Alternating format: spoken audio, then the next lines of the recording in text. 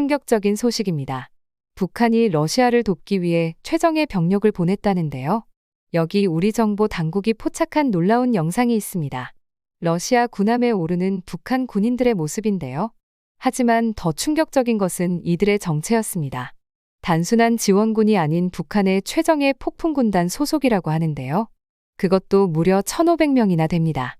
특히 러시아가 이들을 위해 한글로 된 설명서까지 준비했다는 소식에 전문가들은 우려의 목소리를 내고 있습니다.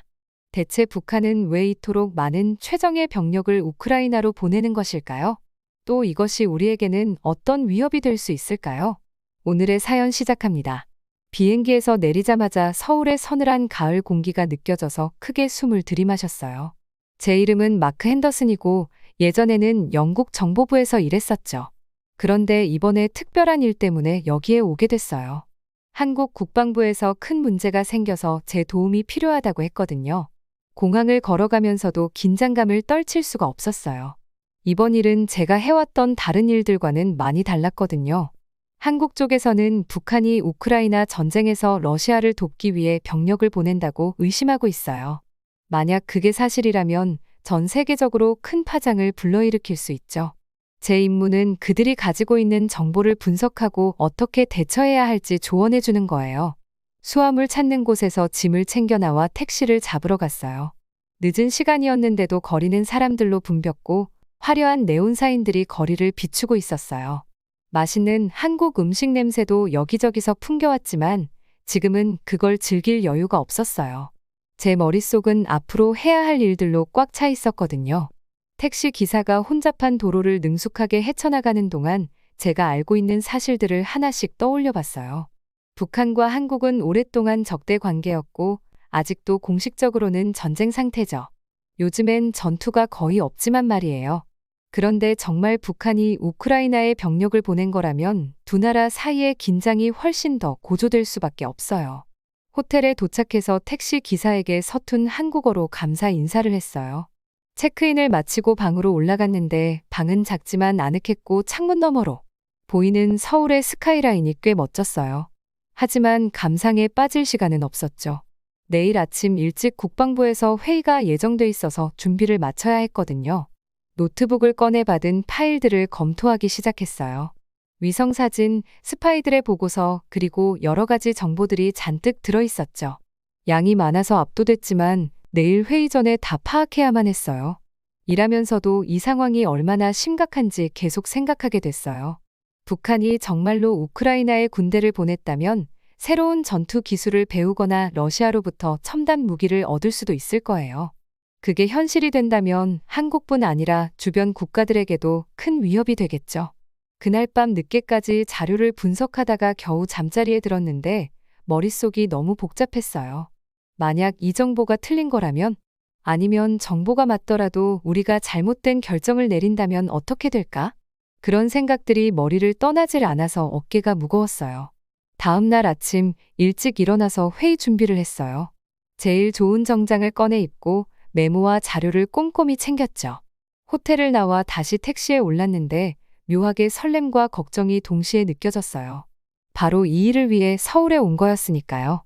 상황을 파악하고 해결 방안을 찾는 게 제 역할이었어요. 택시가 커다란 관공서 건물 앞에 멈췄어요. 건물 앞 안내판에는 국방부라고 한글과 영어로 적혀 있었죠. 저는 잠시 숨을 고르고 안으로 들어가서 경비원에게 신분증을 보여줬어요. 로비에서 한 젊은 한국 장교가 저를 맞이했어요. 핸더슨 씨 맞으시죠? 제가 고개를 끄덕이자 그가 말했어요. 따라오시죠. 박 장군님께서 회의실에서 기다리고 계십니다. 건물 안을 걸어가면서 공기가 팽팽한 게 느껴졌어요. 모든 사람들이 바쁘게 움직였고 표정들도 다들 무거워 보였어요. 이 회의에서 어떤 결정을 내리느냐에 따라 많은 사람들의 미래가 걸려 있다는 생각이 들었죠. 한국뿐만 아니라 어쩌면 전 세계가 영향을 받을지도 모르는 일이니까요. 우리는 큰 문 앞에 멈춰섰어요. 장교가 노크하자 안에서 한국어로 들어오세요 라는 목소리가 들렸어요. 드디어 시작이었죠. 한국의 최고 군사 지도자들과 만나는 자리였어요. 그들은 지금 상황을 파악하고 대처 방안을 마련하기 위해 제 조언이 필요했던 거예요. 저는 한 번 더 깊이 숨을 들이마시고 넥타이를 바로잡았어요.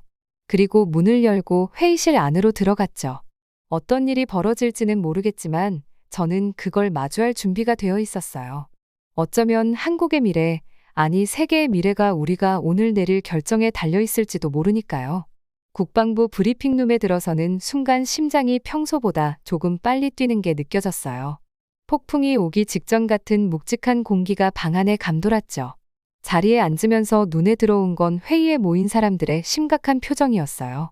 맞은편에는 박 장군이 앉아 있었는데 그 사람은 제가 평생 먹은 따뜻한 밥보다 더 많은 전쟁을 겪은 사람이에요. 얼굴에는 그동안 내려야 했던 힘든 결정들이 고스란히 새겨져 있었죠. 핸더슨 씨, 박 장군이 낮고 거친 목소리로 말했어요. 바쁜 와중에 와줘서 고맙소. 저는 최대한 침착한 표정을 지으면서 고개를 끄덕였어요. 물론이죠, 장군님. 상황이 어떤가요? 박 장군은 시간 낭비 없이 바로 본론으로 들어갔어요. 버튼을 누르자 벽에 걸린 큰 화면에 지도가 나타났어요. 그는 지도 한 지점을 가리키며 말했죠. 불안한 소식이 하나 있소.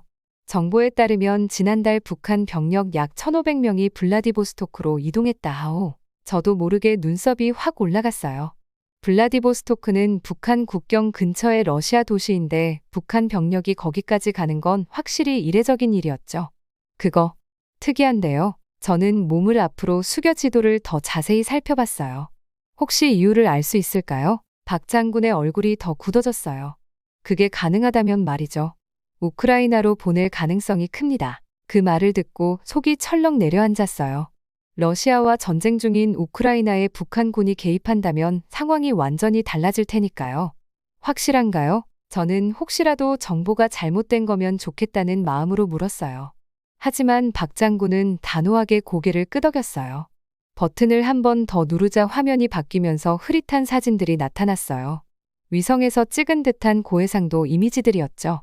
이 사진은 병력 이동을 포착한 겁니다. 그가 설명했어요. 그리고 이건 단순한 병력이 아닙니다. 폭풍군단 소속일 가능성이 큽니다. 저도 모르게 낮게 휘파람이 나왔어요. 폭풍군단이라면 북한 특수부대, 그들 중에서도 최정예 부대잖아요. 이건 심각한 문제군요. 제가 말했어요. 그런데도 이 표현으로는 지금 상황의 심각함을 다 담을 수 없었어요. 맞아요. 박 장군도 고개를 끄덕였어요. 이 병력들이 우크라이나에 투입된다면 최전선에서 실전 경험을 쌓게 될 거요. 게다가 러시아의 첨단 무기와 기술을 접할 가능성도 높소. 저는 잠시 눈을 감고 이 사태가 어떤 결과를 가져올지 생각해 봤어요. 눈을 다시 떴을 때는 회의실에 있는 모든 사람들이 저를 주목하고 있었어요. 지금 제 의견을 기다리고 있었던 거죠. 큰 문제가 될 수 있겠네요. 저는 천천히 신중하게 말을 꺼냈어요. 이 병력들이 실전 경험과 새로운 기술을 갖고 돌아온다면 한국뿐만 아니라 전 세계에 더 큰 위협이 될 겁니다. 박 장군은 무겁게 고개를 끄덕였어요. 그래서 우리가 핸더슨 씨를 부른 겁니다. 앞으로 어떻게 대응해야 할지 도와주셔야겠소. 저는 회의실을 둘러보며 모두의 걱정스러운 얼굴을 확인했어요. 오늘 하루가 단순한 날이 아니었죠. 지금 이 방에서 우리가 어떤 결정을 내리느냐에 따라 역사의 흐름이 바뀔 수도 있는 상황이었어요. 좋아요. 저는 깊게 숨을 들이마셨어요. 처음부터 다시 정리해 봅시다. 확실한 정보와 추정되는 걸 분명하게 구분해야 해요. 그 후 몇 시간 동안 우리는 수집한 모든 정보를 철저히 검토했어요. 더 많은 위성 사진을 분석하고 첩보원들의 보고서를 읽고 도청된 통화 내용도 들어봤죠. 새로운 증거가 나올 때마다 상황은 더 명확해졌고 동시에 더 두려워졌어요. 점심시간이 되어서야 잠깐 휴식을 가졌는데 그때쯤 제 머릿속은 이미 복잡하게 얽혀 있더라고요. 몸을 풀 겸 자리에서 일어나 창가로 다가갔어요. 밖을 내다보니 서울거리가 한창 분주했어요. 사람들은 아무것도 모른 채 각자 일상을 살아가고 있었죠. 이 방에서 우리가 다루고 있는 위기가 곧 그들의 삶에 어떤 영향을 미칠지 전혀 모른 채 말이에요. 창밖을 보며 우리가 내려야 할 결정의 무게를 다시 한번 느꼈어요. 앞으로 어떤 결정을 내리느냐에 따라 엄청난 결과가 따를 겁니다. 아무것도 하지 않으면 북한은 더 강해져서 돌아올 테고 잘못된 결정을 내리면 전쟁이 시작될 수도 있겠죠. 다시 회의실로 돌아서자 박 장군이 참모들과 조용히 대화하는 모습이 보였어요. 그가 저와 눈이 마주치자 살짝 눈썹을 올리며 준비가 됐냐는 듯 물었어요. 저는 고개를 끄덕이고 다시 테이블로 걸어갔어요. 자리에 앉으면서 이제 시작일 뿐이라는 걸 실감했어요. 앞으로 갈 길이 멀고 그 과정의 모든 선택이 중요할 거예요. 하지만 저는 어떻게든 평화를 지키고 이 방 밖에 있는 사람들을 지키기 위해 최선을 다할 생각이에요. 그들은 우리가 이런 결정을 내리는 줄도 모르고 있지만 말이죠. 저는 머리를 쥐어짜며 우리에게 해가 되지 않는 해결책을 찾으려 애썼어요. 다른 나라들과 협의해보는 건 어떨까요? 제가 물었어요. 그들이 북한과 러시아에 압박을 가하도록 설득해볼 수 있지 않을까요? 박 장군은 한숨을 쉬며 대답했어요. 이미 시도해봤지만 충분하지 않습니다. 강하게 나가야 합니다. 그때 갑자기 문을 두드리는 큰 소리가 울려 퍼졌어요. 방 안 사람들 모두가 놀라 움찔했어요.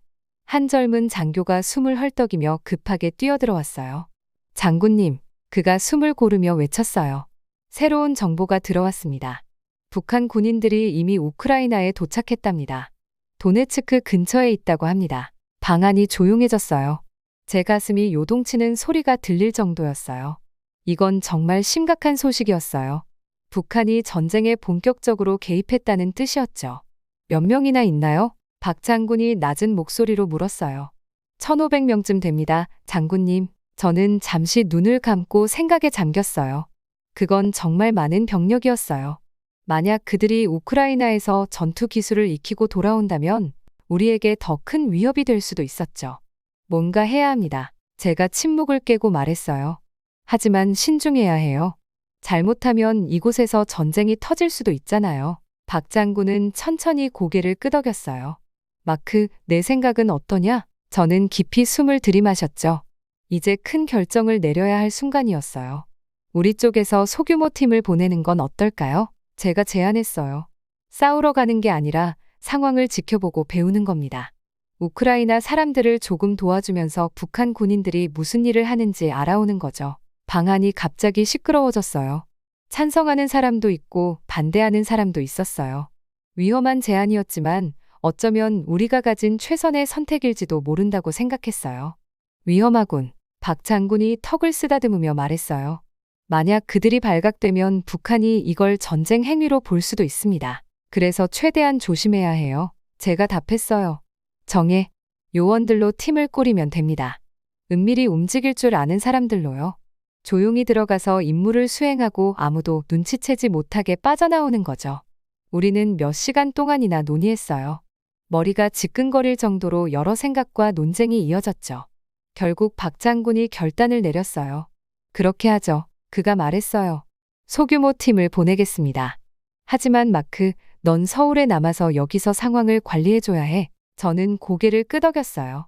안도감과 걱정이 뒤섞인 복잡한 기분이 들었어요. 위험한 임무에 직접 나가지 않는 게 다행이긴 했지만 그 팀에 대한 책임감이 무거웠어요. 회의실을 나서는데 공기 중에 뭔가 달라진 게 느껴졌어요. 우리는 방금 엄청난 결정을 내린 거였죠. 이 결정이 모든 걸 바꿀 수도 있을 겁니다. 제발 우리가 옳은 선택을 한 거였으면 좋겠다고 생각했어요. 그날 밤 저는 잠이 오지 않았어요. 우크라이나로 떠날 준비를 하는 우리 팀 생각이 계속 머릿속을 맴돌았죠. 멀리 타국에 있는 북한 군인들도 생각났어요. 그들 역시 두렵고 고향이 그립지 않을까 싶었죠. 그리고 이곳 한국에 사는 사람들도 떠올랐어요. 그들은 여전히 일상을 살아가고 있지만 우리가 얼마나 큰 갈등에 휘말릴 뻔했는지 전혀 모를 테니까요. 창가에 서서 서울의 밝은 불빛을 내려다봤어요. 겉으로는 평화로워 보이는 도시였지만 그 평화가 얼마나 깨지기 쉬운지 저만은 알고 있었어요. 작은 실수 하나로 모든 게 바뀔 수도 있겠죠. 그 도시를 바라보며 스스로 다짐했어요. 우리 사람들을 지키기 위해 이 상황이 더 나빠지지 않도록 할 수 있는 모든 걸 다 하겠다고요. 결코 쉽진 않겠지만 제 인생에서 가장 중요한 일이 될 거였어요. 내일은 새로운 하루가 될 겁니다. 도전과 위험으로 가득한 날이겠죠.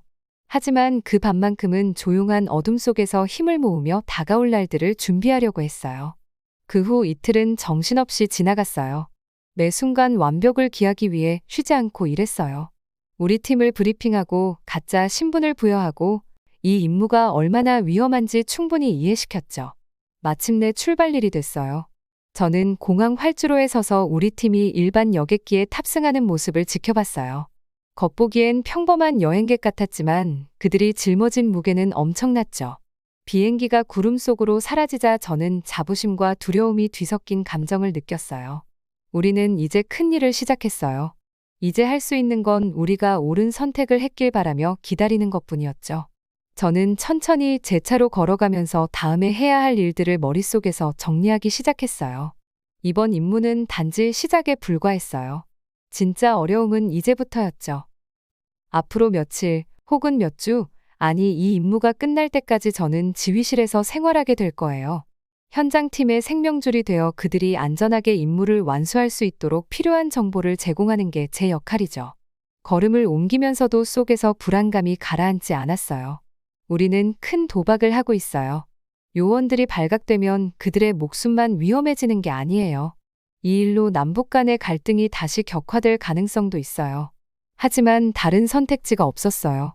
우크라이나에 파견된 북한군은 우리 안보에 직접적인 위협이에요.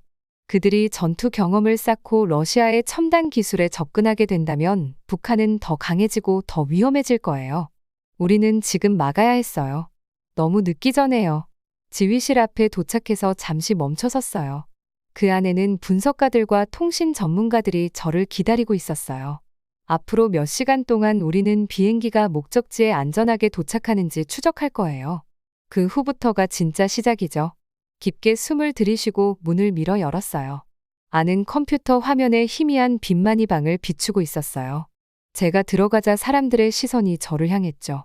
그들의 눈에도 저와 같은 결의와 걱정이 뒤섞여 있었어요. 좋아요, 다들. 저는 마음보다 조금 더 단단한 목소리로 말했어요. 이제 시작합시다. 우리 팀을 지원해야 해요. 저는 메인 콘솔 앞에 자리를 잡으며 속으로 조용히 기도했어요. 무사해야 해요. 김대위와 그녀의 팀을 생각하며 속삭였죠. 꼭 돌아와줘요. 작전은 시작됐어요. 이제 우리가 할 수 있는 건 기다리고 지켜보며 우리가 올바른 결정을 내렸길 바라는 것뿐이었어요.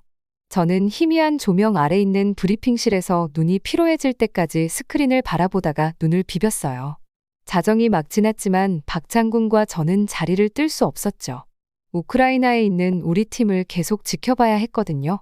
방 안은 컴퓨터가 부드럽게 웅웅거리는 소리와 우리가 가끔 주고받는 작은 속삭임 외에는 조용했어요.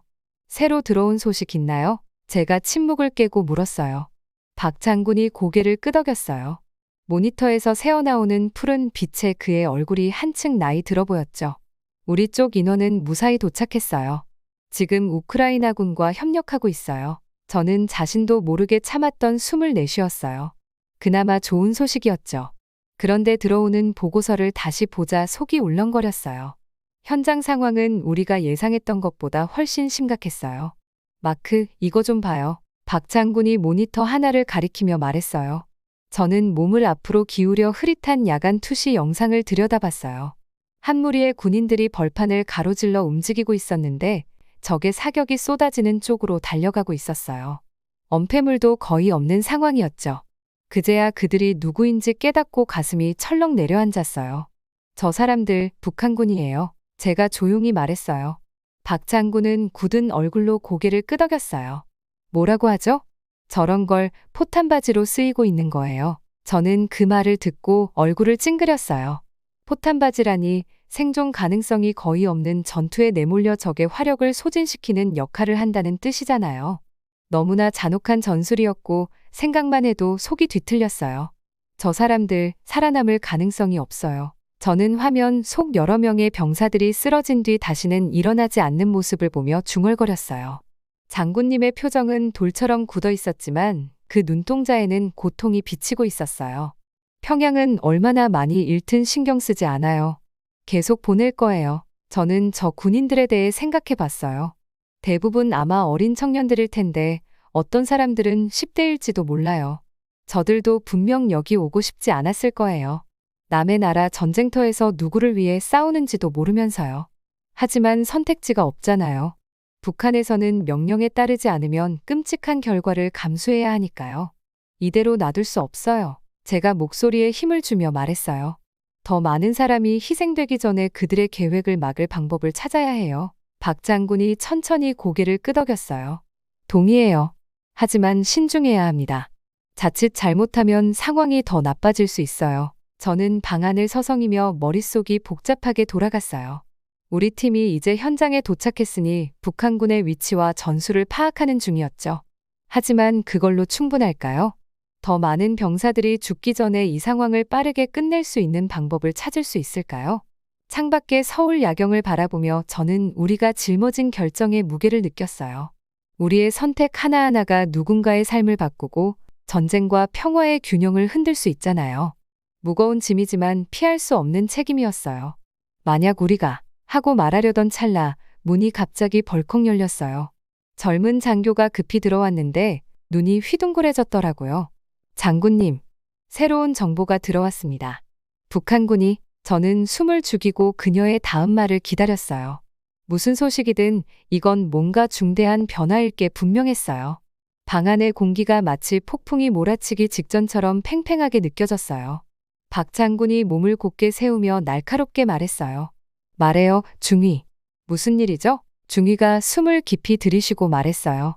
장군님, 우리 팀의 보고에 따르면 북한군이 대규모 공세를 준비 중입니다. 전선 근처의 병력을 집결시키고 있어요. 제 심장이 쿵하고 요동쳤어요. 이건 전쟁의 흐름을 바꿀 수 있는 중요한 순간이었죠. 박 장군을 바라보니 그의 눈에도 같은 깨달음이 비치고 있었어요. 우리가 서둘러 움직여야 했어요. 우리 팀과 연결되는 보안 회선 열어주세요. 저는 아드레날린이 솟구쳐 오르는 걸 억누르며 차분하게 말했어요. 우크라이나군에게 경고해야 해요. 중위가 서둘러 통신을 준비하는 동안 저는 박 장군을 향해 몸을 돌렸어요. 이게 우리 기회일지도 몰라요. 제가 낮은 목소리로 말했어요. 이 공세를 저지할 수만 있다면 북한의 개입을 더 악화되기 전에 끝낼 수 있을 거예요. 장군님이 결연한 얼굴로 고개를 끄덕였어요. 위험하지만 맞는 말이에요. 더는 두고 볼 수 없어요. 통신이 연결되기를 기다리며 방 안을 둘러봤어요. 모두들 지친 얼굴로 커피와 의지력만으로 버티고 있었지만 아무도 포기할 생각은 없었어요. 우리는 여기서 멈출 수 없었죠. 이 싸움엔 너무나 많은 것들이 걸려 있었어요. 마침내 화면에 우크라이나 현장에 있는 우리 팀장이 나왔어요. 화면은 거칠게 일그러졌지만 그의 목소리가 스피커를 통해 들려왔죠. 장군님, 그가 말했어요. 명령만 내려주시면 됩니다. 저는 깊이 숨을 들이마셨죠. 이제부터 제가 하는 말이 모든 걸 바꿀 수 있었거든요. 잘 들으세요. 제가 말했어요. 이제 우리가 이렇게 움직일 겁니다. 계획을 설명하면서 방 안의 공기가 달라지는 걸 느꼈어요. 우리는 더는 상황을 지켜보는 것에 그치지 않고 직접 상황을 바꿀 준비가 된 거였죠. 위험하긴 했지만 더 큰 재앙을 막으려면 위험을 감수해야 할 때도 있는 법이니까요. 해가 막 서울 하늘을 밝히기 시작할 즈음 브리핑이 끝났어요. 몸은 녹초가 됐지만 묘하게 에너지가 넘치는 기분이었어요. 이제 계획도 생겼고 사태가 더 악화되기 전에 끝낼 방법도 마련했으니까요. 브리핑실을 나서기 전 잠시 걸음을 멈추고 도시를 내려다봤어요. 수백만 명의 사람들이 아무것도 모른 채 하루를 시작하고 있었죠. 저는 오늘 우리의 행동이 이들을 안전하게 지키고 평화를 유지하는 데 도움이 되길 바랐어요. 밝아오는 하늘을 마지막으로 한번 올려다보고는 다시 걸음을 돌렸어요. 이제 할 일이 있었고 시간이 많지 않았어요. 앞으로 몇 시간은 정말 중요했죠. 하지만 저는 준비가 돼 있었어요. 우리 모두가 그랬고요. 어떤 일이 닥쳐도 함께 맞설 준비가 되어 있었어요. 제가 무기, 그것도 한국의 집속탄에 대해 공부하게 될 줄은 몰랐어요. 하지만 여기 있네요.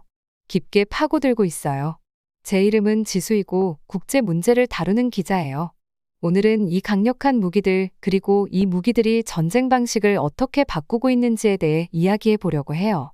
먼저 기본적인 것부터 시작해 볼게요. 집속탄이라는 건 큰 컨테이너처럼 생긴 무기인데 그 안에 작은 폭탄들이 여러 개 들어있어요. 터지면 이 작은 폭탄들이 넓은 지역에 퍼져나가죠. 마치 큰 폭죽 하나 대신 작은 폭죽 여러 개를 동시에 터뜨리는 것 같은 느낌이에요.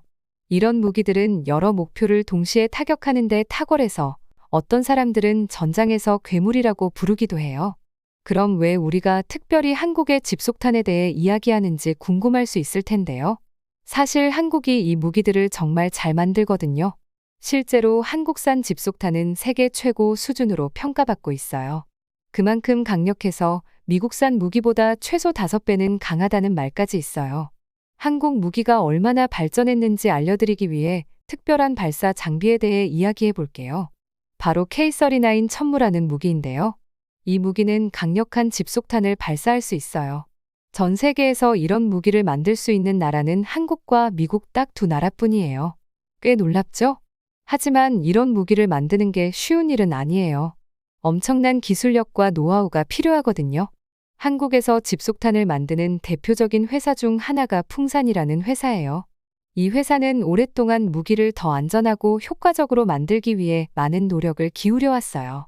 사실 집속탄에는 큰 문제가 하나 있어요. 작은 폭탄들이 가끔 즉시 폭발하지 않고 땅에 그대로 남아있을 수 있다는 점이죠. 이러면 그 지역에 사는 사람들에게 아주 위험할 수 있어요. 그런데 풍산은 이 문제를 개선할 방법을 찾았어요. 이제 그들의 집속탄은 100발 중 한 발도 안 되는 비율로만 폭발하지 않는다고 해요. 그게 완벽하게 들리진 않을 수 있겠지만 다른 나라들에 비하면 훨씬 나은 편이에요. 예를 들어 러시아는 100발 중 20발이 제대로 폭발하지 않는 경우가 있거든요. 이제 왜 이런 무기를 만드는지 궁금하실 거예요. 그렇죠? 이건 정말 어려운 질문이에요. 집속탄은 논란이 많은 무기거든요. 전쟁이 끝난 후에도 민간인에게 피해를 줄 수 있어서 많은 사람들이 걱정하고 있어요. 하지만 최근에 몇몇 전쟁, 예를 들어 러시아와 우크라이나 사이의 전쟁에서도 이런 무기들이 많이 사용되고 있어요. 이스라엘과 헤즈볼라라는 단체 사이의 분쟁에서도 마찬가지예요. 기자로서 저의 임무는 이런 어려운 주제도 다루는 거예요. 사실 전쟁이 있는 한 나라들은 계속해서 이런 강력한 무기들을 만들고 사용할 거예요. 한국은 이런 무기들을 만드는데 아주 능숙해졌고 그 무기들은 전 세계 여러 분쟁 지역에서 사용되고 있어요.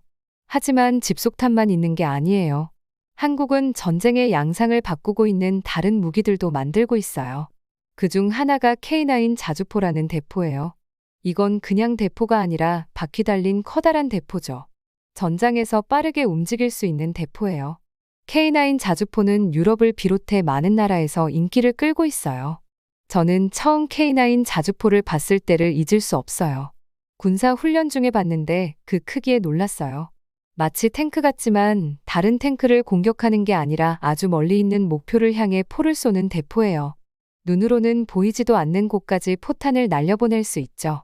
폴란드, 에스토니아, 노르웨이, 핀란드 같은 나라들이 이 K9 자주포를 구매했어요. 전 세계적으로 1300대 이상이 팔렸다니 엄청난 숫자죠. 이렇게 무기에 대해 알아가다 보니 국제 방위 산업의 세계가 얼마나 복잡한지 알게 됐어요. 각 나라는 자국을 보호하기 위해 이런 무기들을 사지만 그게 또 다른 나라들에는 위협이 될 수 있거든요. 예를 들어 북한은 한국의 강력한 무기들, 특히 K9 자주포나 K2 전차 같은 무기들을 매우 경계하고 있어요. 이 모든 걸 생각하다 보면 평화와 전쟁에 대해 여러 가지 생각이 들어요. 강력한 무기를 만드는 것이 때로는 전쟁을 막고 평화를 지키는 방법일 수도 있다는 게 참 아이러니해요. 하지만 동시에 이런 무기들이 실제 전쟁에서 사용된다면 얼마나 끔찍할지 상상하는 것만으로도 무섭죠. 앞으로 무슨 일이 일어날지 궁금해요. 한국은 더 강력한 무기들을 계속 만들어낼까요? 다른 나라들도 그 뒤를 따르게 될까요? 그리고 가장 중요한 질문, 이런 무기들이 절대 무고한 사람들을 해치지 않게 하려면 어떻게 해야 할까요? 밤잠을 설치게 하는 질문들이에요. 저는 이 질문들에 대한 답을 찾아 나갈 거예요. 계속 기자로서요. 제가 처음 K9 썬더를 본 건 군사 훈련 중이었어요. 그때 정말 놀랐던 기억이 나요.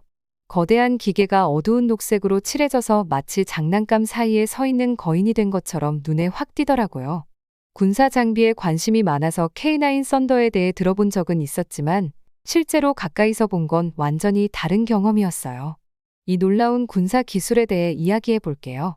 K9 썬더는 자주포예요. 자주포가 뭐지? 라고 궁금할 수도 있을 텐데 간단히 말해서 큰 대포라고 생각하면 돼요. 이 대포는 포탄을 높이 쏘아 올려 멀리 있는 목표물을 타격할 수 있죠. 그런데 일반적인 대포와 달리 K9 썬더는 스스로 움직일 수 있어요. 마치 탱크처럼 말이에요. K9 썬더가 특별한 이유는 전 세계에서 점점 더 인기를 얻고 있기 때문이에요. 여러 나라가 이 자주포를 군대에서 사용하기 위해 구입하고 있죠. 사실 너무 인기가 많아서 나토 NATO의 주요 포병 장비가 될 가능성도 있어요. 나토는 여러 나라가 함께 국방을 위해 협력하는 단체인데 그중 많은 나라가 K9 썬더를 선택하고 있어요. 얼마나 대단한지 숫자로 한번 설명해 볼게요. K9 썬더는 폴란드, 에스토니아, 노르웨이, 핀란드를 비롯한 여러 나라에 판매됐어요. 몇 대씩 파는 게 아니라 무려 1300대 이상이 판매됐어요. 이건 엄청난 화력이에요. 전 세계 자주포 시장의 약 70%를 K9 썬더가 차지하고 있거든요. 그러니까 전 세계에서 쓰이는 자주포 10대 중 7대는 K9 썬더일 가능성이 크다는 얘기죠. 제가 다양한 국가들이 함께 K9 썬더를 사용하는 연합훈련도 직접 본 적이 있어요. 정말 멋진 광경이었죠. 한 훈련에서는 폴란드와 에스토니아 병사들이 K9 썬더를 함께 운용하는 걸 봤어요. 마치 실제 전투 상황처럼 이 강력한 장비들을 함께 다루는 걸 연습하더라고요. 하지만 단순히 많은 K9 썬더가 존재하는 것만이 아니에요. 이 장비를 만든 한국 회사는 계속해서 개선하고 있어요. 새로운 종류의 탄약도 개발 중인데 그 탄약은 이전보다 30% 더 멀리 날아갈 수 있어요. 예전보다 3분의 1이나 더 멀리 있는 목표물을 맞출 수 있다는 거죠. 이건 정말 큰 발전이에요. 나토가 K9 썬더를 얼마나 좋아하는지 그들이 훈련에서 자주 사용하는 걸 보면 알 수 있어요. 제가 그런 훈련들을 몇 번 봤는데 각 나라 병사들이 K9 썬더로 얼마나 잘 협력하는지 인상적이었어요. 마치 같은 언어를 사용하는 것 같았어요. 다만 그 언어가 말이 아니라 K9 썬더였을 뿐이죠. K9 썬더의 또 다른 장점은 사용하기 쉽다는 거예요. 이 장비를 다루는 병사들과 이야기해보면 모두 같은 얘기를 해요. 믿을 수 있고 제 역할을 제대로 한다. 고요. 군사 장비 세계에서는 이건 정말 큰 칭찬이에요. 병사들은 특히 어려운 상황에서 장비를 믿어야 하니까요. K9 썬더의 이야기는 단순히 군사 장비에 관한 게 아니에요. 한국이 전 세계 방위 시장에서 주요한 역할을 하기 시작했다는 이야기이기도 해요. 단순히 자주포를 파는 게 아니라 세계 각국이 포병 장비를 바라보는 방식을 바꾸고 있는 거죠.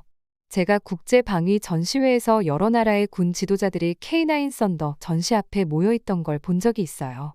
마치 아이들이 사탕 가게에 들어간 것처럼 신나서 질문을 던지고 세세한 부분까지 확인하더라고요. K9 썬더의 성공은 한국 경제에도 큰 영향을 미치고 있어요. 믿기 힘들겠지만 이 자주포를 팔아서 13조 원 넘게 벌었어요. 미국 달러로는 약 110억 달러 정도죠. 이로 인해 일자리가 생기고 한국이 단순히 전자제품이나 자동차뿐 아니라 방위산업에서도 인정받게 되고 있어요. K9 썬더의 이야기를 보면서 앞으로 어떤 일이 일어날지 궁금해져요. 진짜 나토의 표준 포병 장비가 될까요? 다른 나라들도 비슷한 장비를 만들려고 할까요?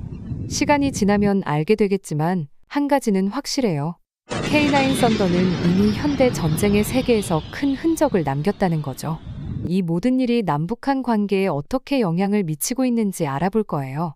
그 이야기는 조금 복잡하고 긴장감 넘치는 주제인데 K9 썬더가 그 한가운데 있거든요. 하지만 그건 나중에 얘기하고 지금은 K9 썬더라는 이름만 기억해 두세요.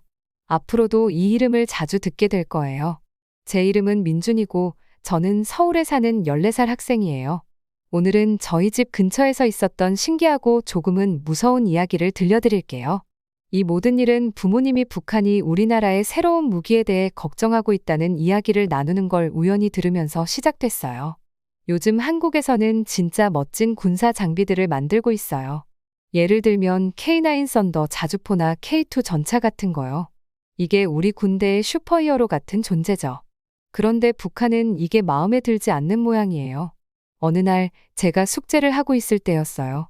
TV에서 특별 뉴스가 나왔어요.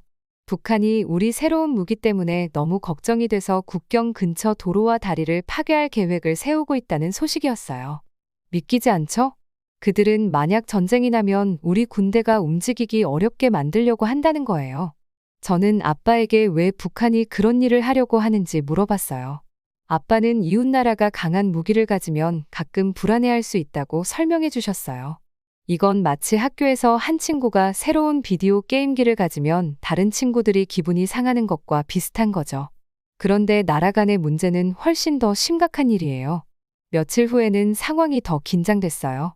학교에서 집에 돌아오는 길에 큰 군용 트럭들이 줄지어 지나가는 걸 봤거든요. 친구 지수가 그게 제7기 개화 보병사단 소속 차량들이라고 알려줬어요. 뭔가 공상 과학 영화에서나 나올 법한 이름 같지 않나요? 지수의 오빠가 군대에 있어서 이런 걸 잘 알고 있대요. 지수 말로는 제7기 개화 보병사단이 세계에서 손꼽히는 뛰어난 군대 부대라고 했어요. 제가 아까 말했던 K9 자주포랑 K2 전차도 그 부대에 속해 있대요. 실제로 그 장비들을 눈앞에서 보니까 정말 멋졌어요. 하지만 주변을 둘러보니 어른들이 걱정스러운 표정으로 웅성거리고 휴대폰만 계속 확인하고 있었어요. 집에 도착했을 때 엄마는 뉴스에 완전히 몰두해 있었어요. 알고 보니 우리 군대가 북한과 가까운 곳에서 큰 훈련을 하고 있었어요. 그 훈련을 연습이라고 부르는데 그게 DMZ, 즉 비무장지대 근처에서 이루어지고 있었던 거예요. DMZ는 남한과 북한 사이에 있는 양쪽 군인들이 서로 지켜보는 일종의 무인 지역 같은 곳이에요. 우리 군대가 움직이기 시작하자 북한은 바로 격하게 반응했어요. 그들은 우리가 공격 준비를 하는 줄 알았던 거죠. 물론 우리가 그런 건 아니었어요. 그래서 북한도 군대를 움직이기 시작했어요. 마치 위험한 체스 게임처럼 서로 상대방이 다음에 무슨 수를 둘지 긴장하며 지켜보고 있는 상황이었어요. 며칠 동안 상황은 계속 긴장됐어요. TV를 틀 때마다 또는 휴대폰을 볼 때마다 더 많은 뉴스가 나왔어요. 남한과 북한 모두 군대를 전투 태세로 돌입시켰다는 소식이었어요. 이 말은 즉 모든 군인이 언제든 싸울 준비가 됐다는 뜻이죠. 저는 부모님이 걱정하는 게 눈에 보였어요. 부모님은 제가 듣지 못할 거라고 생각하며 작은 목소리로 대화를 나누셨어요. 어느 날 밤에는 엄마가 전쟁이 날까봐 무섭다고 말하는 걸 우연히 들었어요. 그 말에 저도 불안해지기 시작했어요. 학교에서는 이 이야기가 친구들 사이에서 가장 큰 화제였어요. 어떤 친구들은 겁을 먹었고 다른 친구들은 신난 듯 보였어요. 선생님은 저희를 진정시키려 하셨고 나라들 사이에 가끔 의견 충돌이 있어도 전쟁이 나는 건 아니라고 설명해 주셨어요. 제일 무서웠던 순간은 남북한 양쪽이 서로 국경 너머로 대포를 겨누고 있을 때였어요. 그 대포가 바로 K9 자주포 같은 거였어요. 그 순간엔 마치 온 나라가 숨을 참고 있는 것 같았어요. 모두가 다음에 무슨 일이 일어날지 지켜보고 있었죠. 그러다 놀라운 소식이 들려왔어요. 선생님이 양국의 외교관들이 대화를 나누고 있다고 알려주셨어요. 외교관들은 싸움 대신 대화를 통해 문제를 해결하려는 사람들이에요. 그날 하루 동안은 아무 소식이 없어서 모두가 불안했어요. 뉴스도 조용했고 사람들은 긴장한 채로 기다리고 있었어요. 그런데 드디어 우리가 바라던 소식이 나왔어요. 외교관들이 합의를 본 거예요. 양쪽 군대가 뒤로 물러나기로 하고 긴장된 상황을 진정시키기로 한 거였죠. 그 순간 저는 정말 큰 안도감을 느꼈어요. 마치 온 나라가 동시에 한숨을 내쉬는 것 같았어요. 거리에서는 사람들이 웃고 서로 껴안고 있었어요. 부모님도 며칠 만에 가장 행복해 보였어요. 지금 돌아보면 우리가 얼마나 위험한 상황에 있었는지 깨닫게 돼요. 그리고 나라들이 서로 대화하고 평화롭게 문제를 해결하는 게 얼마나 중요한지 알게 됐어요. 이번 일을 통해 세상에 대해 많은 걸 배웠어요. 강한 무기를 가진다는 건 나라를 안전하게 해줄 수도 있지만 다른 나라를 불안하게 만들 수도 있다는 걸 배웠어요. 작은 오해가 큰 문제가 될 수 있다는 것도 깨달았고요. 그리고 무엇보다도 겉으로 아무리 무섭게 보여도 평화를 위해 열심히 일하는 사람들이 항상 있다는 걸 알게 됐어요. 이제 TV에서 K9 자주포나 K2 전차를 볼 때마다 자랑스러우면서도 조심스러운 기분이 들어요. 그 기계들이 얼마나 대단한지 그리고 우리나라 엔지니어들이 얼마나 똑똑한지 알겠지만 동시에 그게 다른 나라들에게 걱정을 줄 수도 있겠구나 생각이 들어요. 세상은 참 복잡한 곳이고 이런 어려운 상황들을 잘 다루는 어른들이 있어서 다행이에요. 미래가 어떻게 될지 궁금해요. 남한과 북한이 언젠가 친구가 될 수 있을까요? 우리가 계속 이런 큰 무기들을 가져야만 안전할 수 있을까요? 정답은 모르지만 언젠가는 서로 총을 겨누지 않고 평화롭게 살 수 있는 날이 오길 진심으로 바라고 있어요. 뉴스를 보면서 제 눈을 믿을 수가 없었어요. 북한과의 충돌 위기에서 벗어난 긴장감이 아직 다들 마음속에 남아 있었거든요. 그런데 이제 세계의 주목을 받는 건 다른 것이었어요. 바로 한국의 놀라운 포병 전력, 그 유명한 K9 자주포요. 제가 전에 말했던 그 K9 자주포 기억하시죠? 이제 그 자주포가 진짜 유명해졌어요. 마치 학교에서 새로 전학 온 멋진 친구 같달까요? 그런데 그 친구랑 친구가 되고 싶어 하는 건 아이들이 아니라 나라들이에요. 그래서 제가 좀 더 알아보기로 했어요. 알고 보니 K9 자주포와 K2 전차를 보유한 한국의 7기동 군단이 김정은이 가장 신경 쓰는 대상이 된 거예요. 다른 나라의 지도자가 당신을 두려워할 정도로 강력하다면 그게 얼마나 대단한 일일지 상상이 가세요? 바로 그 정도로 이 군단이 강력하다는 거예요. 근데 더 흥미로운 점은 다른 나라들도 K9 자주포가 얼마나 대단한지 알아보기 시작한 거예요. 그래서 그 자주포를 직접 써보고 싶어 했죠. 그래서 연합훈련이라는 걸 시작했어요. 이게 뭐냐면 친구들이랑 운동 경기 연습하는 것 같은데 공이나 배트 대신 커다란 군사 장비로 하는 거예요. 폴란드랑 에스토니아가 함께한 훈련 이야기를 들었어요. 두 나라 모두 이제 K9 자주포를 가지고 있어서 같이 협력하는 방법을 배우려고 훈련을 했다고 해요. 이게 뭐랄까 폭발이 가득한 커다란 쇼앤텔 같은 거였죠. 훈련 중에 두 나라 군인들이 정말 감탄했다고 들었어요. 와, 이거 진짜 멀리까지 쏘네. 정확도가 엄청나. 이런 말들이 나왔대요. 이걸 듣고 저는 한국의 엔지니어들이 정말 대단하다는 생각이 들었어요. 이렇게 놀라운 무기를 만들어낸 거잖아요. 근데 이게 폴란드랑 에스토니아에서만 끝난 게 아니었어요. 나토, 그러니까 방위 협력을 위해 함께 일하는 나라들 모임에서도 K9을 쓰기 시작했어요. 사실 너무 많은 나라가 이 자주포를 좋아하게 돼서 이제는 K9이 나토의 표준이 될 거라는 말까지 나오는 거예요. 정말 큰일인 거죠. 그 훈련 현장에 있는 기분이 어떤지 상상해 봤어요. K9 자주포가 거대한 포탄을 쏠 때마다 땅이 울리고 공기는 연기와 화약 냄새로 가득 차겠죠. 서로 다른 나라의 군인들이 함께 일하면서 서로 배우고 친구가 되는 모습도 보일 거예요.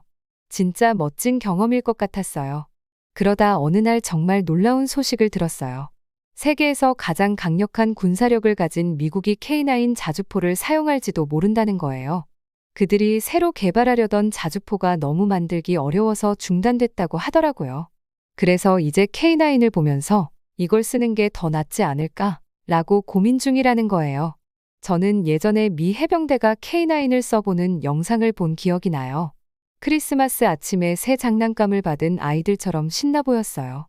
이 자주포가 얼마나 멀리까지 쏠 수 있는지, 얼마나 정확한지, 그리고 얼마나 쉽게 이동할 수 있는지를 계속 이야기하더라고요. 한국에서 만든 무기가 미국 군대까지 감탄하게 한다니 정말 자부심이 느껴졌어요. 조사하면 할수록 이게 얼마나 큰일인지 실감이 났어요. K9 자주포를 사용하는 10개 나라 중에 6개 나라가 나토 회원국이라는 거예요. 그러니까 절반 이상이죠. 이건 마치 K9이 나토라는 학교에서 가장 인기 있는 친구가 된 것 같아요. 그런데 이건 단순히 인기가 있는 것만은 아니에요. 이 연합훈련들이 정말 중요해요. 각 나라들이 함께 일하는 방법을 배우고 K9 자주포가 얼마나 강력하고 신뢰할 수 있는지 보여주는 거예요. 그리고 한국이 세계 무대에서 얼마나 대단한지 알리는 계기가 되기도 하죠. 이런 상황이 앞으로 어떻게 될지 상상해 봤어요. 모든 나토 국가들이 K9 자주포를 쓰게 될까요? 군대에서 자주포가 마치 스마트폰처럼 흔해지는 날이 올까요? 생각만 해도 흥미로우면서도 조금은 두렵기도 했어요. 하루 동안의 조사를 마치고 나니 여러 가지 감정이 들었어요. 한국이 이뤄낸 성과에 자부심을 느꼈죠. K9 자주포가 정말 판도를 바꾸는 무기로 자리 잡고 있었으니까요. 하지만 한편으론 왜 우리가 이렇게 강력한 무기를 필요로 하는지에 대한 생각에 조금은 슬퍼지기도 했어요. 그래도 긍정적인 면에 집중하려고 했어요. 이런 연합훈련들이 나라들을 하나로 묶어주고 사람들을 더 안전하게 지켜주고 있었으니까요. 그리고 한국의 엔지니어들과 노동자들이 얼마나 똑똑하고 능력 있는지를 세계에 알리고 있었잖아요. 그날 밤 잠자리에 들면서 저는 나라들이 더 자주 협력하는 세상을 꿈꿨어요. 하늘에서 울리는 천둥 소리가 포탄이 아닌 진짜 번개로부터 나오는 세상 말이에요. 하지만 그날이 오기 전까지는 한국의 뛰어난 자주포가 우리를 지켜주고 있다는 게 참 든든했어요. 뉴스를 봤을 때 정말 눈을 의심했어요.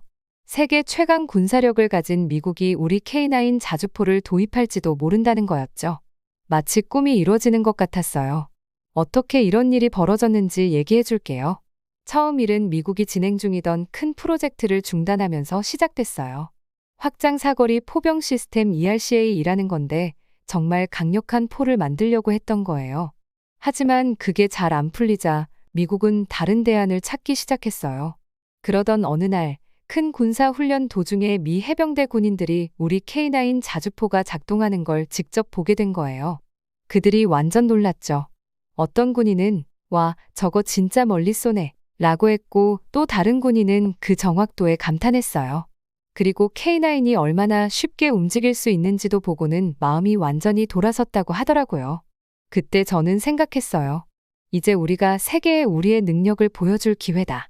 K9 자주포는 그냥 평범한 대포가 아니에요. 이건 거대한 바퀴 달린 대포처럼 생긴 장비예요. 큰 트럭 위에 엄청난 대포가 얹혀 있다고 생각하면 될 거예요. 근데 이게 특별한 이유는 얼마나 멀리 쏠 수 있는지, 얼마나 정확한지, 그리고 사격 후에 얼마나 빨리 다른 곳으로 이동할 수 있는지 때문이에요. 이제 왜 이게 그렇게 중요한지 궁금할 수도 있어요. 설명해 줄게요. 미국은 오랫동안 군사 기술 분야에서 선두를 달리고 있어요. 자체적으로 무기를 많이 만들고 다른 나라에 판매하기도 하죠. 그런데 그런 미국이 한국산 무기를 쓴다는 것 자체가 엄청난 일이에요. 그리고 미국만 K9 자주포를 좋아하는 게 아니에요. K9을 사용하는 10개국 중 6개국이 NATO 회원국이라는 사실 알고 있었나요? NATO는 방어를 위해 함께 협력하는 나라들의 모임 같은 건데 그 회원국들이 우리 무기를 사용한다는 건 마치 학교에서 인기 많은 애들이 우리를 인정해 주는 것 같아요. 미국이 정말로 K9 자주포를 도입하게 된다면 어떨까 상상해 봤어요. 미국 군인들이 한국 무기를 가지고 훈련하는 모습을 떠올려 보세요. 그들이 우리 군인들과 함께 훈련하면서 서로 배워가고 국제적인 팀이 되는 거죠. 물론 단순히 인기가 많다는 것만이 중요한 건 아니에요. K9 자주포는 실제로 미국 군대에 큰 도움이 될 수 있어요. 미국도 장거리 포격을 할 수 있는 좋은 포병 시스템이 필요하니까요. K9 자주포라면 멀리 있는 목표를 정확하게 타격할 수 있고 빠르게 이동할 수 있어서 적이 추적하기 힘들어지거든요. 이 일이 얼마나 큰 변화를 가져올 수 있을지 생각만 해도 설렜어요. 만약 미국이 K9 자주포를 사용하게 된다면 다른 나라들도 관심을 가질 수 있겠죠. 그러면 한국에서 이 무기를 만드는 사람들에게도 일자리가 더 생길 거고 우리 두 나라의 관계도 더 돈독해질 거예요. 하지만 모든 사람들이 이 아이디어를 좋게 보진 않았어요. 다른 나라의 무기를 판매하는 게 문제를 일으킬 수 있다고 걱정하는 사람들도 있었어요. 전 그들의 걱정도 이해해요. 하지만 강한 방어력을 갖추는 게 때로는 전쟁을 예방하는 방법이 될 수도 있다고 믿어요. 시간이 지나면서 K9 자주포에 대한 이야기가 점점 더 많이 나오기 시작했어요. TV에서도 보고 신문에서도 읽고 지하철에서도 사람들이 얘기하는 걸 들었어요. 우리만 알고 있던 작은 비밀이 전 세계적으로 유명해지는 기분이었어요. 어느 날 실제로 K9 자주포를 사용해본 한 군인과 대화할 기회가 있었어요. 그 군인이 그러더라고요. 이건 그냥 무기가 아니에요. 예술 작품이에요. 조작하는 방식이랑 그 정확도는 다른 어떤 무기와도 비교할 수 없어요. 그 말을 들으니 정말 자랑스러웠어요. 우리나라가 이뤄낸 성과가 대단하다고 느꼈어요. 하지만 이렇게 기대가 커지다 보니 불안한 생각도 들었어요. 만약 미국이 결국 K9 자주포를 채택하지 않으면 어쩌지? 다른 무기가 더 마음에 들면 어떡하지? 이런 걱정이 머릿속 한편에 항상 남아 있었어요. 시간이 흐르고 전 세계 군사 전문가들이 K9 자주포를 보기 위해 한국을 방문했어요. 그들은 K9을 테스트하고 분석하고 다른 포병 시스템과 비교했어요. 매번 K9은 그 가치를 입증해냈어요. 그리고 마침내 마치 영원히 걸릴 것 같았던 시간이 지나고 소식이 들려왔어요. 미국군이 K9 자주포를 진지하게 도입을 고려 중이라는 발표가 있었어요. 아직 최종 결정은 아니었지만 큰 진전이었죠. 저는 미소가 절로 나왔어요. 우리 작은 나라, 한국이 만든 무기가 미국조차 사용하고 싶어 할 만큼 대단하다는 사실에 감격했어요. 마치 역사의 새로운 장을 쓰는 기분이었어요. 전 세계의 나라들이 서로 협력하고 최고의 기술을 나누는 그런 미래 말이죠. 그날 저녁 해가 지는 걸 보면서 우리가 얼마나 멀리 왔는지 생각했어요.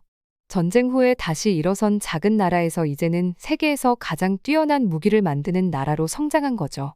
K9 자주포는 더 이상 단순한 군사 장비가 아니었어요.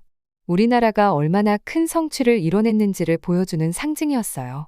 그날 밤 저는 자부심과 희망을 안고 잠자리에 들었어요. 앞으로 어떤 일이 벌어질지는 모르겠지만 한 가지는 확실했어요.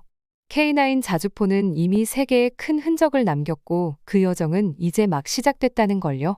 저는 한 번도 포병이나 방위 시스템에 관심을 가질 줄 몰랐는데 지금은 완전히 푹 빠져버렸어요. 한국이 글로벌 방산 시장에서 주요 선수로 떠오르는 걸 보니 마치 스포츠 영화에서 언더독이 챔피언이 되는 걸 보는 것 같아요. 다만 이건 실제 삶이고 그 과정에 상당한 무기들이 연관되어 있다는 게 차이죠. 한국이 어떻게 방산 분야에서 큰 파장을 일으키고 있는지 이야기해 볼게요. 특히 포병 시스템 쪽에서요. 이제는 단순히 커다란 무기를 가지는 게 중요한 게 아니에요. 가장 똑똑하고 첨단 기술을 보유하는 게 핵심인데 한국이 이 부분에서 확실히 두각을 드러내고 있어요. 먼저 그들의 스타 플레이어부터 이야기해 볼까요? 바로 K9 썬더와 K39 천무예요. K9 썬더는 자주포라고 불리는 엄청난 무기예요. 쉽게 말하면 트랙 위에 달린 거대한 대포라고 생각하면 돼요. 빠르게 움직이면서 엄청난 크기의 포탄을 발사할 수 있죠. K39 천무는 다연장 로켓 발사기인데 트럭 같은 차량에서 여러 발의 로켓을 한꺼번에 발사할 수 있는 무기예요. 굉장하죠? 이 무기들은 그저 평범한 무기가 아니에요. 세계에서 가장 첨단 기술을 적용한 무기들 중 하나로 평가받고 있어요. 마치 한국이 다른 나라들의 무기를 보고 우리는 더 잘할 수 있어 라고 말한 것처럼요. 그리고 정말로 그렇게 해냈죠. 이 시스템들이 왜 특별하냐고요? 그건 정확성과 파워 그리고 다재다능함 때문이에요. 예를 들어 K9 썬더는 아주 멀리 있는 목표를 놀랄 만큼 정확하게 맞출 수 있어요. 마치 야구공을 던져서 몇 블록 떨어진 작은 목표물을 맞추는 것 같은데 여기선 그 야구공이 거대한 포탄이에요. K39 천무도 나름의 매력이 있어요. 상황에 따라 다양한 로켓을 발사할 수 있거든요. 넓은 지역에 흩어진 목표물을 처리해야 한다면 천무가 제격이에요. 또 아주 단단하게 방어된 특정 목표를 노리고 싶다면 그것도 가능해요. 마치 하나의 차량에 온갖 도구들이 다 들어있는 느낌이죠. 그런데 정말 흥미로운 부분은 한국이 이 멋진 무기들을 자기들만 사용하는 게 아니라는 거예요. 전 세계 여러 나라에 이 무기들을 판매하고 있어요. 한국의 음악이나 드라마가 전 세계적으로 인기를 끄는 것처럼 이제는 한국의 방산 기술도 세계로 뻗어나가고 있는 거죠. 숫자 얘기도 잠깐 해볼게요.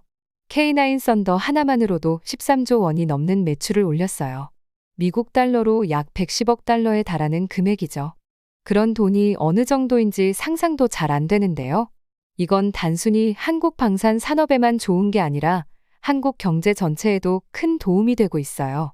전 세계 여러 나라들이 이 시스템을 사려고 줄을 서고 있어요. 인근 아시아 국가들뿐만 아니라 유럽, 중동, 심지어 미국도 관심을 보이고 있어요. 마치 한국이 글로벌 포병 파티를 열고 있는데 모든 나라가 초대받고 싶어 하는 것 같아요. 이게 더 멋진 이유는 사람들이 이제 한국을 바라보는 시선이 달라지고 있다는 거예요. 예전엔 강력한 군사 기술하면 미국이나 러시아 같은 나라를 떠올렸을 텐데 이제는 한국도 그 반열에 올라섰어요. 이건 단순히 무기를 파는 문제가 아니에요. 세계 무대에서 영향력과 존중을 얻는 거예요. 한 나라가 한국에서 무기를 사면 그건 단순히 새로운 장난감을 사는 게 아니죠. 그 나라와 관계를 맺는 거예요. 훈련이 필요할 수도 있고 부품이나 업그레이드가 필요할 수도 있죠. 마치 한국이 탱크와 자주포를 통해 전 세계의 새로운 친구를 만들고 있는 것 같아요. 그리고 기술적인 면도 있어요. 이런 첨단 시스템을 개발함으로써 한국은 기술 혁신의 선두주자가 되고 있죠. 이건 로봇 공학이나 인공지능 같은 다른 분야에도 큰 발전을 가져올 수 있어요. 앞으로 한국이 또 어떤 걸 개발할지 기대되지 않나요? 물론 모든 사람이 이 상황을 좋게만 보진 않아요. 전 세계에 무기를 파는 것에 대해 우려하는 사람들도 있어요. 이건 복잡한 문제고 책임과 안전에 대해 논의할 부분이 분명히 있죠. 미래를 보면 한국은 이제 막 시작한 것 같아요. 시스템을 계속해서 개선하고 있거든요. K9 썬더를 더 강력하고 정확하게 만들려는 계획도 있고 새로운 종류의 탄약과 자율주행 버전의 차량도 개발 중이라고 해요. 어떤 전문가들은 장기적으로 한국의 포병 시스템이 서방식 자주포 중에서 전 세계 군대가 사용할 수 있는 유일한 고급 시스템이 될 거라고 말해요. 이건 엄청난 일이에요. 마치 언젠가 사람들이 사용할 스마트폰이 모두 한국산일 수도 있다는 말과 비슷하죠. 이 모든 걸 알아가면서 저는 놀라움과 호기심이 함께 들어요. 한 나라가 기술과 혁신을 통해 이렇게 영향력을 키울 수 있다는 게 정말 대단하다고 느껴지면서도 동시에 이런 강력한 시스템을 만드는 데 따르는 책임에 대해서도 생각해 보게 돼요. 하나 확실한 건 한국은 이미 글로벌 방산 산업에 확실한 발자국을 남겼다는 거예요. K9 썬더가 유럽의 훈련장에서 굴러다니고 K39 천무가 세계 각국 군사 지도자들의 관심을 끌고 있는 걸 보면 한국의 포병 시스템은 게임을 바꾸고 있어요. 첨단 기술과 높은 긴장감이 뒤섞인 이 세계에서 앞으로 어떤 일이 벌어질지 정말 기대돼요. 안녕하세요. 제 이름은 김태준이라고 합니다. 나는 우리 한국 해군 함정의 갑판에 서서 지평선을 바라보며 눈을 가늘게 떴어요. 뜨거운 태양이 얼굴을 내리쬐고 있었고 카타르 도하의 스카이라인이 천천히 시야에 들어오기 시작했죠. 가슴이 두근거렸어요. 긴장도 됐고 기대도 컸어요. 이건 단순한 훈련이 아니었어요. 우리가 한국의 능력을 제대로 보여줄 수 있는 중요한 기회였으니까요. 항구에 가까워질수록 커다란 크레인들과 분주한 부두의 모습이 보였어요. 세계 각국에서 온 배들이 오가고 있었는데 우리 배는 특별했어요. 우리는 한국의 자랑인 K2 전차와 K9 자주포 같은 최첨단 군사 장비를 실어왔거든요. 이건 그냥 장비가 아니에요. 우리나라의 자부심 그 자체였고 우리는 여기서 그 성능을 증명해야 했어요. 여기까지 오는 길이 얼마나 힘들었는지 생각해보니 감회가 새로웠어요. 한국이 중동 지역의 군사 장비를 판매해 본 적은 거의 없었거든요. 이번이 처음이라 정말 중요한 일이었죠. 잘하면 우리에게 큰 기회가 될 수 있었고 반대로 실패하면 그건 생각하고 싶지도 않았어요. 배가 부두에 닿자 나는 카타르군 관계자들이 부두에서 우리를 지켜보는 모습을 봤어요. 그들은 호기심 가득한 눈빛을 보였지만 한편으론 조금 불안해 보이기도 했어요. 아마 그들도 전 세계에서 온 최첨단 군사 장비들을 많이 봐왔겠지만 한국에서 온 건 처음이었을 거예요. 그들이 무슨 생각을 하고 있을지 궁금했어요. 함정의 경사로가 철컥 소리를 내며 내려오고 우리의 전차와 자주포들이 천천히 굴러나오기 시작했어요. 엔진 소리가 공기를 가득 채우고 디젤 연료 냄새가 코를 찔렀어요. 이건 큰 순간이었죠. 드디어 우리의 장비가 외국 땅에 발을 딛는 거였어요. 카타르 군 관계자 몇 명이 우리 K2 전차를 가리키며 속삭이는 모습을 봤어요. 이 전차들은 정말 특별했어요. 빠르게 움직이면서도 정확하게 목표를 타격할 수 있었거든요. 그리고 우리 K9 자주포? 그건 세계 어느 자주포보다도 멀리까지 포탄을 쏠 수 있었어요. 가슴속에서 자부심이 차올랐어요. 드디어 우리가 한국의 능력을 제대로 보여줄 수 있는 순간이었죠. 하지만 장비가 부두로 하나씩 내려오는 걸 보면서 동시에 속이 조여오는 느낌도 들었어요. 이곳의 공기는 우리나라와 완전히 달랐거든요. 더운 공기와 건조한 기운, 그리고 발밑에 펼쳐진 건 고운 모래와 바위뿐이었죠. 과연 우리 장비들이 한국에서처럼 여기서도 제대로 작동할 수 있을까? 우리는 많은 연습을 했지만 이 사막은 전혀 새로운 도전이었어요. 내 옆에 서 있는 동료들을 바라봤어요.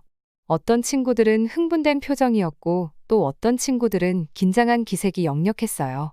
우리 모두가 이 순간이 얼마나 중요한지 알고 있었죠. 단순히 멋진 전차와 자주포를 보여주는 게 아니었어요. 한국이 군사 장비 시장에서 진지하게 경쟁할 수 있다는 걸 증명해야 했어요. 미국이나 러시아 같은 강대국들과 어깨를 나란히 할 수 있다는 걸 말이죠.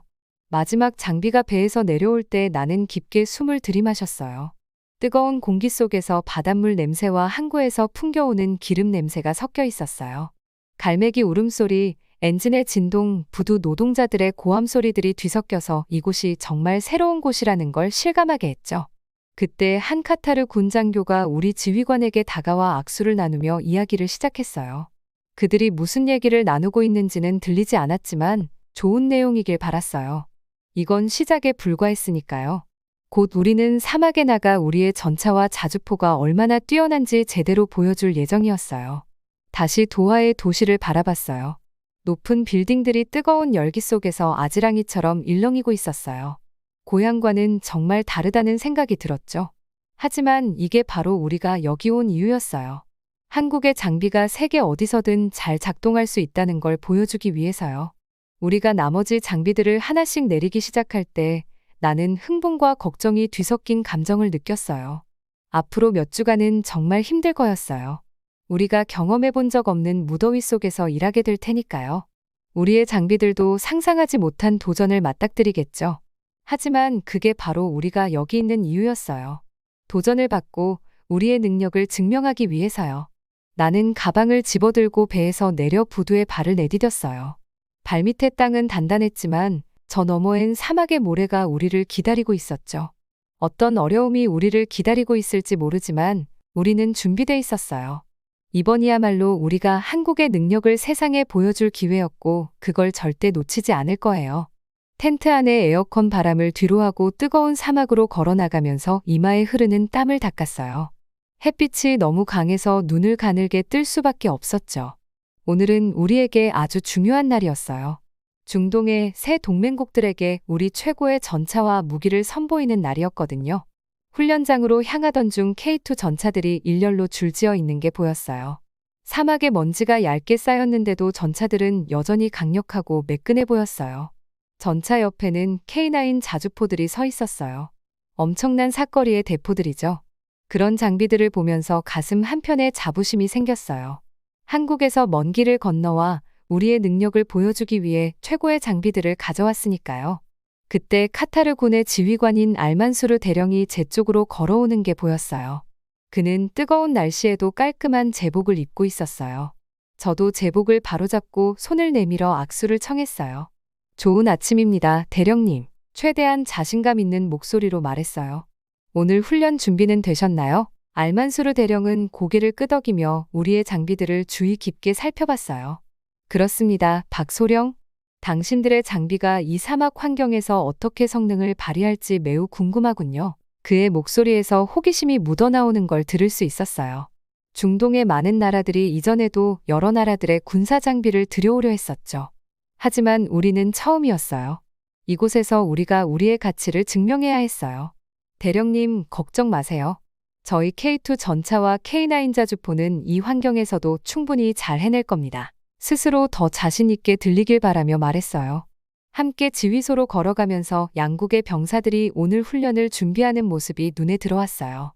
어떤 병사들은 장비를 점검하고 있었고 다른 이들은 지도를 보고 있었어요. 다양한 제복과 언어, 얼굴들이 섞여 있었지만 모두들 진지한 표정을 하고 있었어요. 그만큼 오늘이 중요한 날이라는 걸 모두가 알고 있었죠.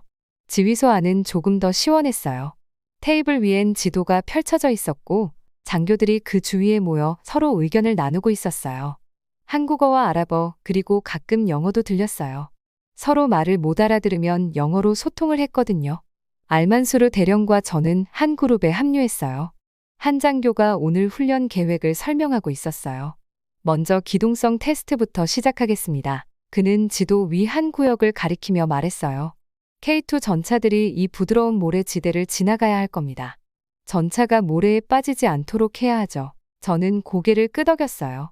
우리가 이걸 얼마나 연습했는지 기억이 났거든요.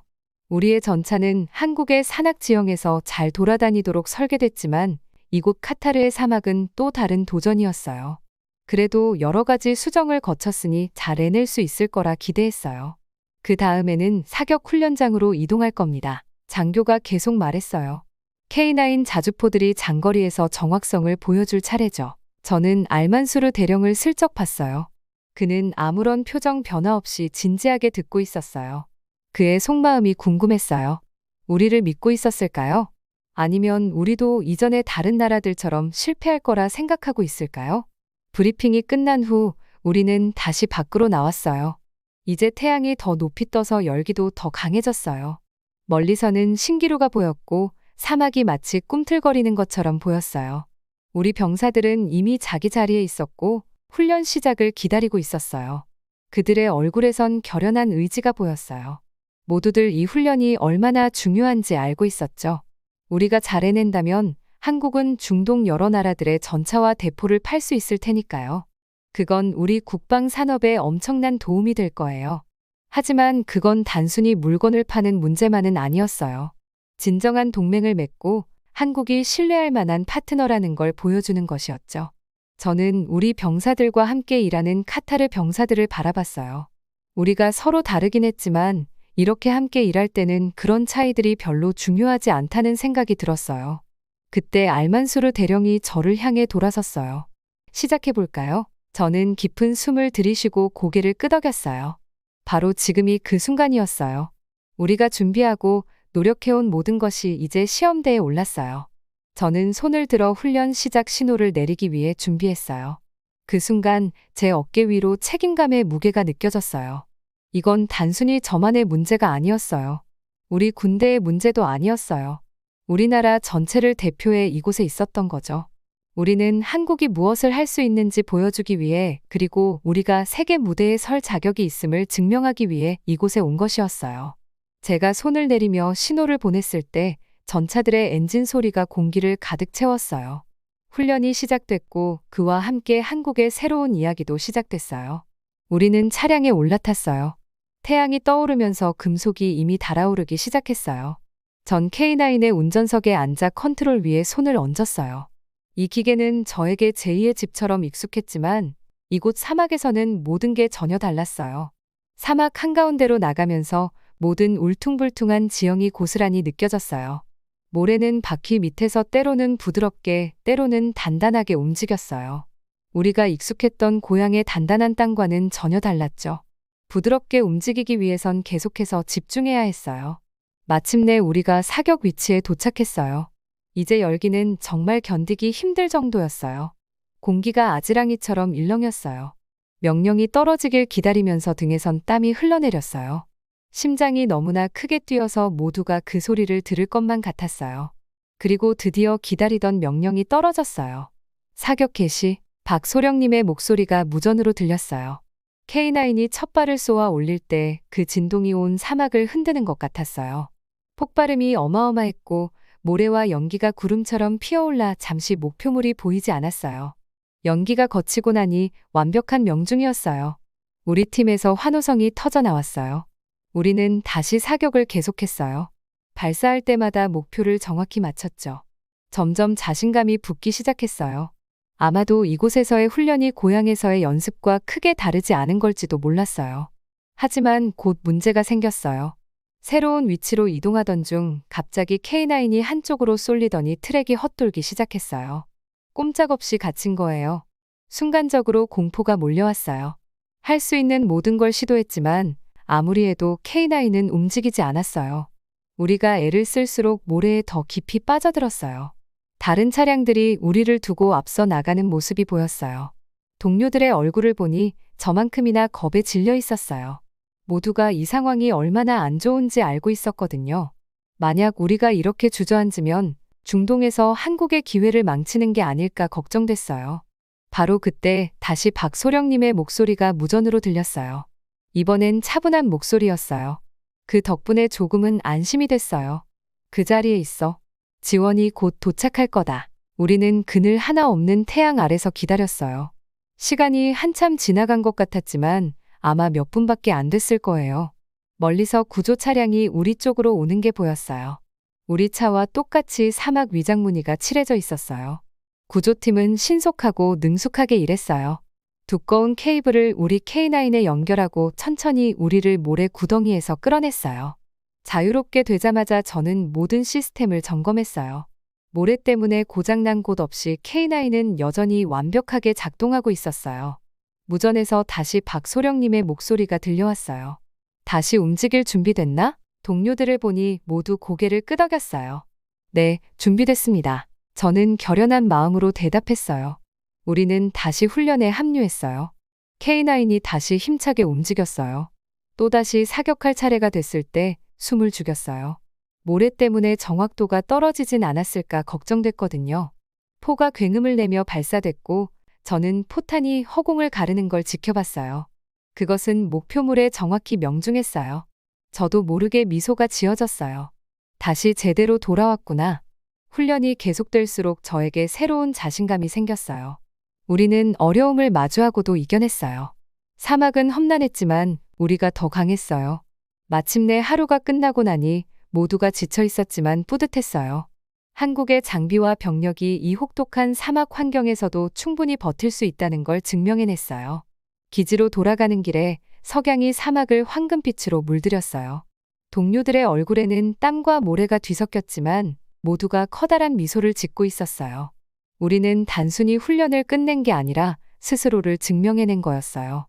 카타르 사람들, 세계, 그리고 무엇보다 우리 자신에게요. 이건 시작에 불과하다는 걸 알았어요. 한국은 중동 방산 시장에서 첫 발을 내디뎠고 저도 그 일에 참여한 것이 자랑스러웠어요. 그 후로 하루는 정신없이 지나갔어요. 우리 K2 전차들이 사막을 가로지르며 정확하게 목표를 타격했고 카타르 군대도 함께 훈련에 참여하면서 우리는 마치 오랫동안 함께 훈련해온 동료들처럼 완벽한 호흡을 자랑했어요. 해가 지기 시작하며 사막 하늘이 아름다운 주황빛과 붉은색으로 물들 때 저는 알만수르 대령 옆에 서서 마지막 기동 훈련을 지켜봤어요. 우리는 말없이 서 있었지만 서로 간에 새로운 이해가 생긴 것 같았어요. 이날 훈련은 단순한 시범이 아니었어요. 우리를 시험하는 자리였고 그 시험에서 우리는 성공했어요.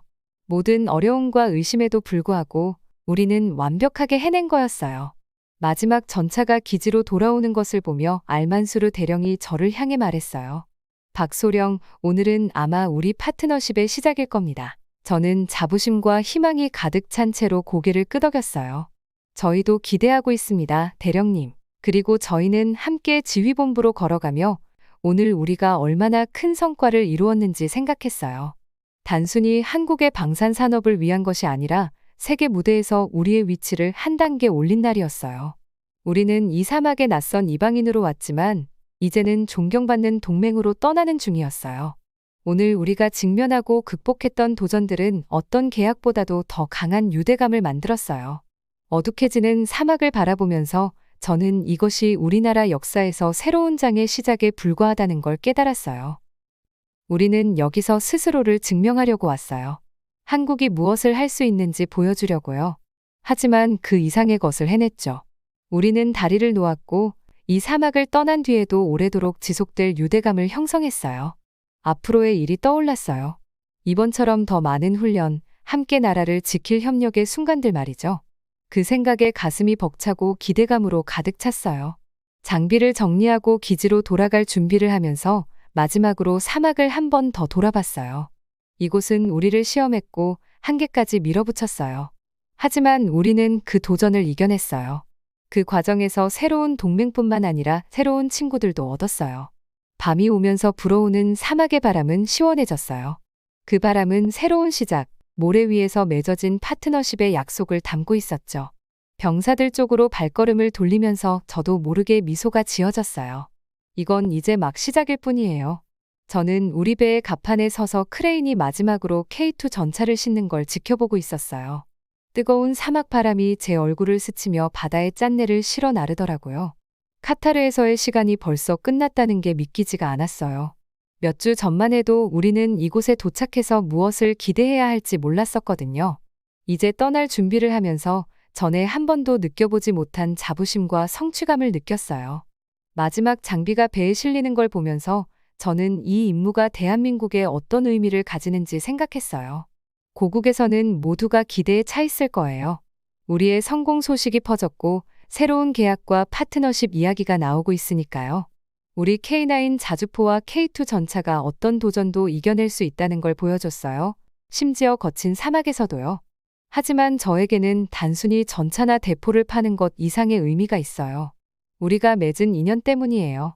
커피를 함께 마셨던 카타르 병장이 생각나면서 언젠가 다시 그를 만날 수 있기를 바랐어요.